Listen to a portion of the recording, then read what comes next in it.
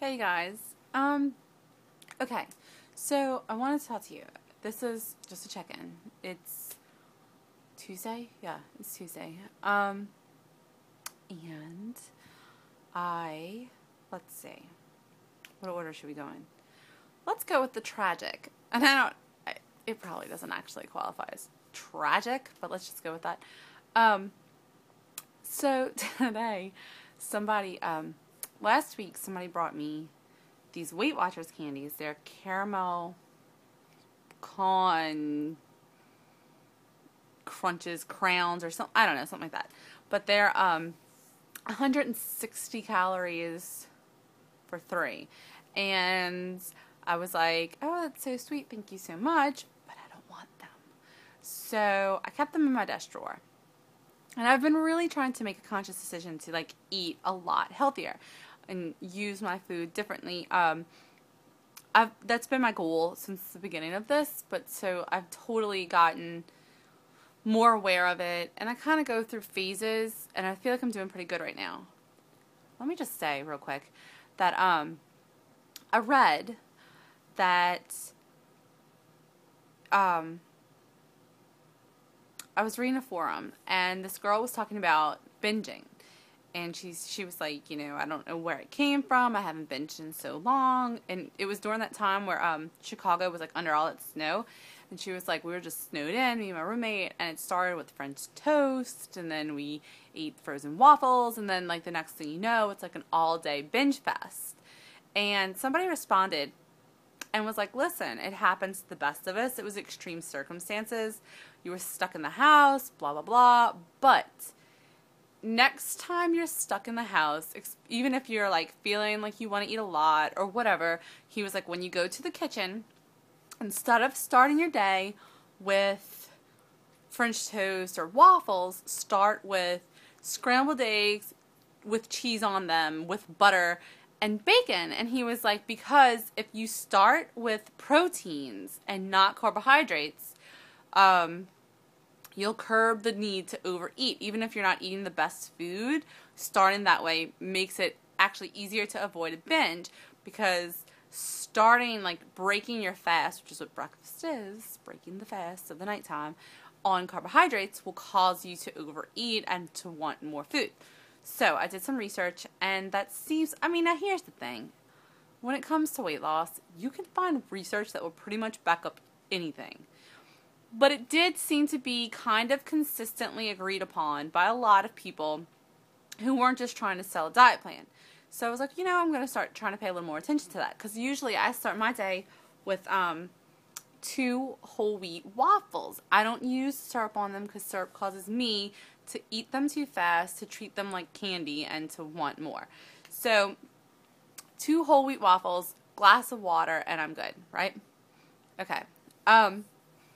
Well, I've been taking boiled eggs to work, and it totally changes my whole attitude on food, and it totally changes my whole, I'm satisfied, I'm full. I have had to work on realizing that I don't need to eat, because I'm like, ooh, I want to chew something, I want to swallow something, I want to eat something.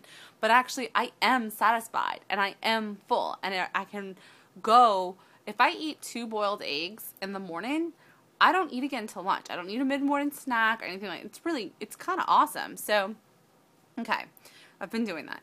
Where am I going with this? Sorry, guys.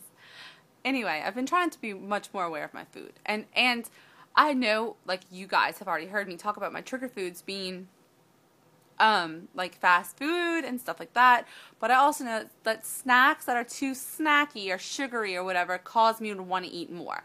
I eat them too fast is what it is. Because it's ooh, chew, swallow, chew, swallow. It's boom, boom, boom. And I can't even think about it till it's gone. And I want more and I want more. And I'm not satisfied. So I've been avoiding those things. And when they gave me the candies, I was like, probably not the best idea. Yeah, whatever. But it's really not worth what happens.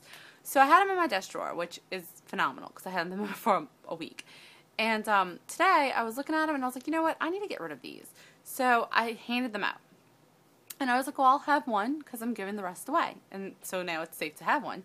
So I had one this big, right? And it's covered in chocolate and it's got a little pecan on top. And I bite into it and I crack my tooth. Blood, pain, hell yeah. Why not rock it out the right way, right? Like, that didn't teach me a lesson. Okay, food gods, thank you. So, whatever, I have to go to the dentist. I'm very nervous. I'm scared. I'm going to take a Klonopin.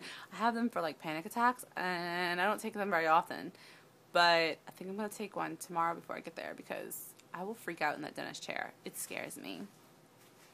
True story. Okay. Weight loss. I've been consistently going down. I just weighed myself at the end of the day after eating and drinking. And I weighed in at 171.8, which is kind of awesome. It's almost a pound less than my last weigh-in, and this is the end of the day. So that's neat. I have not worked out as much as I have. Okay. Starting when I started working out, I made the goal to move myself in some exercise way, shape, or form 3 times a week, 30 minutes each time. A lot of people want to complain about that. It's not enough. Want to bitch at me. Truth is, it was more than I was doing, and it's been plenty enough for me. Also, it leads to me doing more because I really enjoy it. But at the same time, on weeks where it's crazy, I'm like, no, I have a goal of 30 minutes a day, 3 times a week, and I can fit that somewhere. So it works. Well, last month, because it was February, it was a short month, and like we really didn't like socially have a lot going on. I upped it to 4 times a week. This month it's back down because we have a lot going on. But this week in particular, normally I say 3 times, and I wind up doing 4 or 5. I'm only doing 3. I ran Saturday, and Zumba Saturday. That was a cat. Shake the whole bed. I Zumba Saturday, and I ran Sunday, and I'm going to go to Zumba Wednesday. But my oldest daughter is going out of town with my mom. She's going to Disney World with my mom and dad, and it's got me nervous and scared and sad. And I know it's going to be a good week for her because she's going to be excited. She's already excited, and I know she's going to make memories, and that's awesome. But I am kind of freaking out about it. I'm kind of freaking out about it. And I've decided that I'm going to use my time to like do a lot of yoga that I haven't been able to do because of her dancing and stuff like that. So it's good. But I am a little wigged, to be honest. So I'm just hoping I can keep food in check and get a lot of yoga and work myself through it that way. So that's good. I'm also going to organize. I'm going to what not to wear my life with a friend of mine. Ooh, sorry about that finger. I'm sorry. Okay. Woo. Readjusting. But, yeah, I'm going to what not to wear my life with a friend of mine. So that should work out and be pretty fun.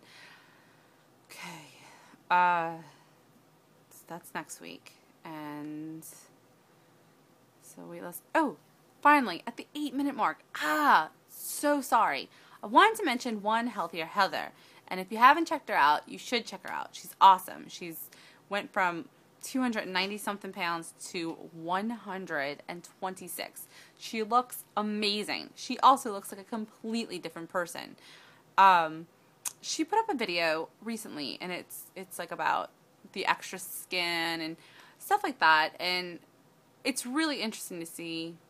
And for me, I mean, like, I know I had already planned to have surgery after all of this weight loss. I know I'm going to need it for certain things, and one of mine things that I want to take care of is my stomach. And so I was like, well, nobody even sees your stomach. It's like, yeah, but I see it, and it matters to me.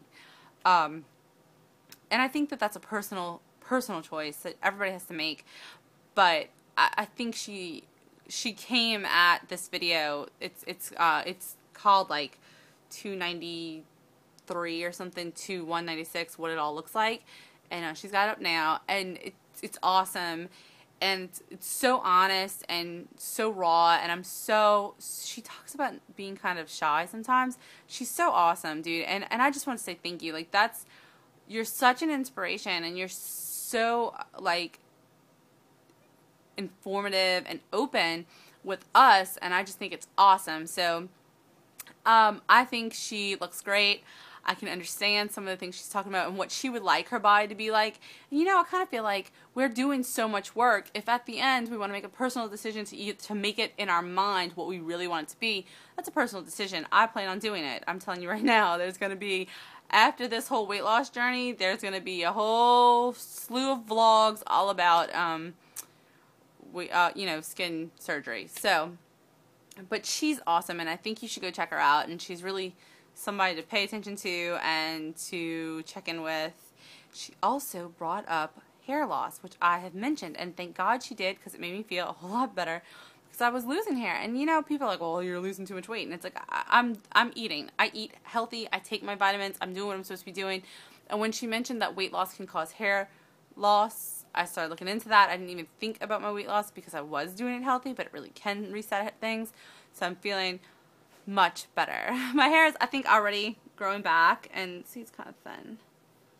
It's growing back, and I can see it's almost like it all just reset at once, because I can see all these little baby hairs growing. I think I mentioned it the other day. Like, I'm growing, and they're growing back curly. Like, they were curly when I was little. They took a break, and now they're growing back curly. So I feel much more at ease, and I just wanted to thank you for that, because I was kind of freaking out. And nobody really gets it, like, unless you're going through it, because it's like, oh, whatever, I'm like, no, you don't get it. And, like, my hair is falling out, I'm freaking out. And I'm, like, washing my hair, and, like, you said, like 30 hairs, like, just by going, whoop. And people are like, oh, that's normal. It's like, this is not normal. You don't understand. It's not normal. So, anyway. As far as the shingles go, thank you for asking the people who have. I am doing fine. I think it's got me a little worn out, like, if you take the flu, like how you feel tired and just down and like drawn, that's how I feel, but I don't feel any of the like pain or sickness of the flu. And actually my pain level has been ridiculously low. I've been feeling better with the shingles than I have felt in the past 3 years. Hoorah! Hopefully that means that when the shingles are gone and my energy returns, I'll be pretty close to normal. And I know that it can come back at any time, that I could have a fibro flare up, or I could have the erythema nodosum come back, or whatever. But it is just good to be, like, I thank God that I'm at a place where it's flare-ups and it's not constant. That's awesome, because I can deal with a month or two of a flare-up, whatever. I'll take it easy and I'll do what I can, but the idea that we're at that point where it's not a constant pain and it's not a constant struggle is phenomenal. Thank God. Thank God. And my family and everybody else who made it possible for me just to get through it and who has helped me along the way. Alright guys, I will talk to you guys later, and this is my weight loss checkup.